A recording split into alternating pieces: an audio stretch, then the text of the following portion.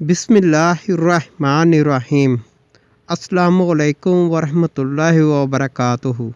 ماہ رمضان کی فضیلت کیا ہے؟ ماہ رمضان المبارک بڑی عظمت اور شان و شوکت رکھتا ہے۔ اللہ تعالیٰ نے اسے بڑی بزرگی عطا فرمائی ہے، کیونکہ اسی ماہ قرآن پاک نازل ہوا۔ شب قدر اسی مہینے میں ہے، روزہ فرض ہوا، رات کو تراویح کا پڑھنا سنت ٹھہرا۔ اس ماہ میں دعائیں جلد قبول ہوتی ہیں، اعمال صالحہ کا ثواب ڈبل ملتا ہے۔ سیدنا عالم صلی اللہ علیہ وسلم فرماتے ہیں، اللہ تعالیٰ نے مہینے کو ماہ رمضان المبارک سے زینت بخشی اور کتب سماویہ کو قرآن کریم سے مؤذن فرمایا، نازل فرمایا۔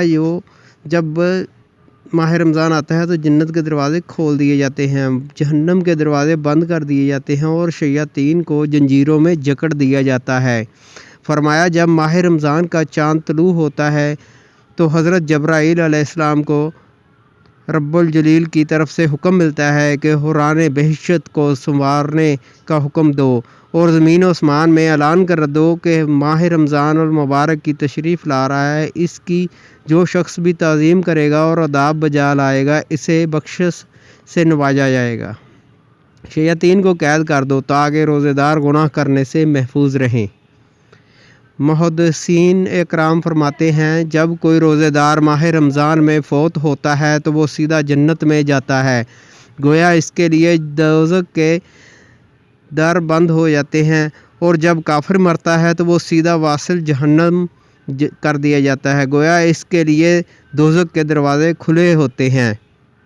ایک بار حضرت علی مرتضیٰ رضی اللہ عنہ ایک قبرستان گئے، وہاں ایک تازہ قبر دیکھی اور اللہ تعالیٰ سے دعا کی، یا اللہ اس قبر والے کی کیفیت سے مجھے آگاہ فرما۔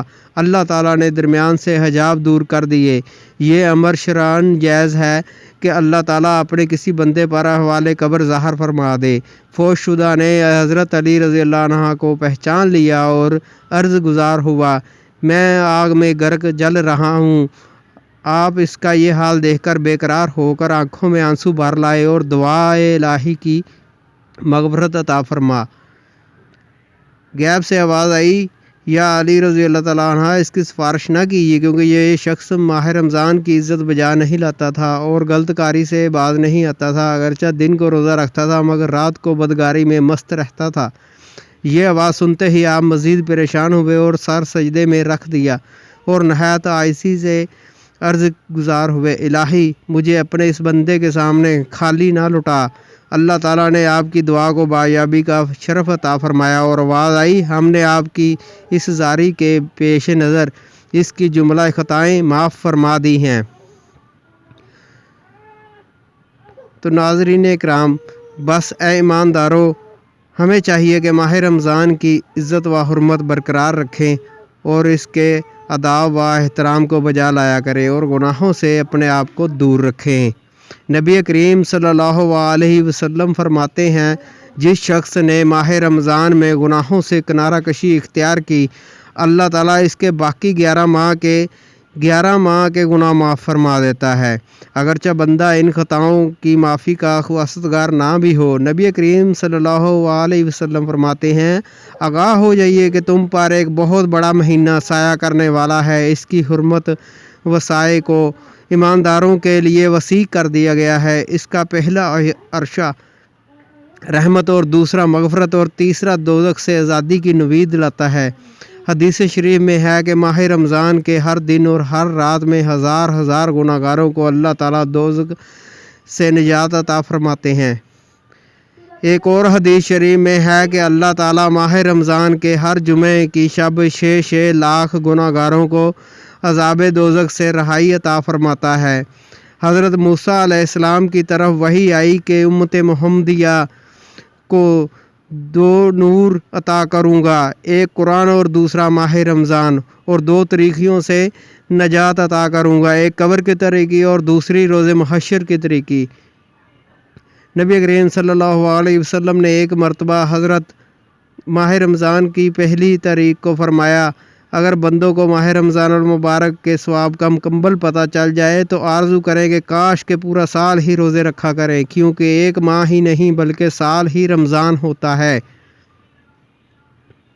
نبی کریم صلی اللہ علیہ وسلم فرماتے ہیں جو شخص ماہ رمضان کا خوشی و مسرت سے استقبال کرتا ہے اللہ تعالیٰ اسے بخشش سے نواز دیتا ہے۔ نبی کریم صلی اللہ علیہ وسلم فرماتے ہیں جس شخص نے ماہ رمضان کا احترام کیا اس نے اللہ تعالیٰ کا احترام کیا۔ سید عالم صلی اللہ علیہ وسلم نے فرمایا ماہ رمضان کی فضیلت دوسرے مہینوں پر ایسے ہی ہے جیسے اللہ تعالیٰ کی بزرگی اس کی مخلوق پر ہے۔ ماہ رمضان کی تعظیم و تکریم اور آداب بجا لانے سے مراد یہ ہے کہ ہر قسم کے چھوٹے بڑے گناہوں سے بچے اور احکام خداوندی کو محبت و الفت سے بجا لائے۔ سید عالم صلی اللہ علیہ وسلم فرماتے ہیں جس کا ترجمہ یہ ہے جس شخص نے ماہ رمضان میں ایک گناہ کیا اور اس سے دگنا عذاب ہوگا اور جس نے ایک نیکی کی اسے ڈبل ثواب دیا جائے گا۔ ماہ رمضان المبارک میں ہر نیکی پہ بے شمار ثواب عطا ہوتا ہے جیسے اس ماہ میں روزے کا بے حساب ثواب دیا جاتا ہے۔ سیدنا عالم صلی اللہ علیہ وسلم فرماتے ہیں جس کسی نے ماہ رمضان المبارک میں صدقہ دیا اسے اتنا ثواب دیا جائے گا کہ گویا اس نے دنیا جہاں کی ہر چیز راہ خدا میں دی۔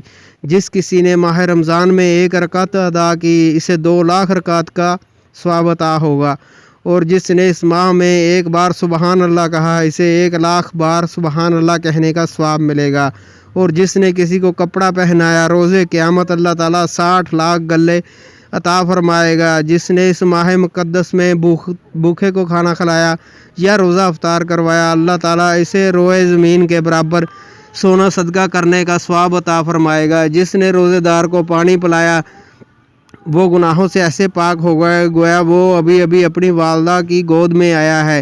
صحابہ کرام صلی اللہ علیہ وسلم سے دریافت کرنے لگے یا رسول اللہ یہ حکم گھر پر ہے یا سفر میں یا جہاں پانی میسر نہ ہو؟ آپ نے فرمایا یہ حکم عام ہے اگرچہ دریائے فرات کے کنارے پر ہی کیوں نہ کھڑا ہو۔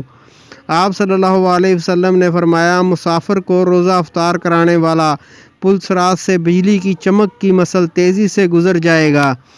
صلی اللہ علیہ وسلم فرماتے ہیں جو کوئی شخص ماہ رمضان کے شب و روز میں 10 بار استغفار کرے گا اللہ تعالیٰ حضرت جبرائیل میکائیل اسرافیل عزرائیل اور حاملان عرش کے برابر ثواب عطا فرمائے گا اور اس کے تمام خطاؤں کو معاف کر دے گا۔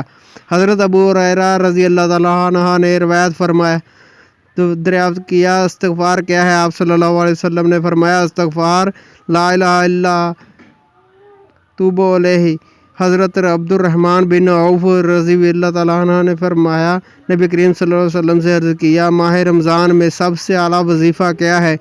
آپ نے فرمایا جو بھی شخص ماہ رمضان میں ایک آیت کی تلاوت کرے گا اللہ تعالیٰ اسے ہر ایک حرف کے بدلے ایک شہید کا ثواب عطا فرمائے گا۔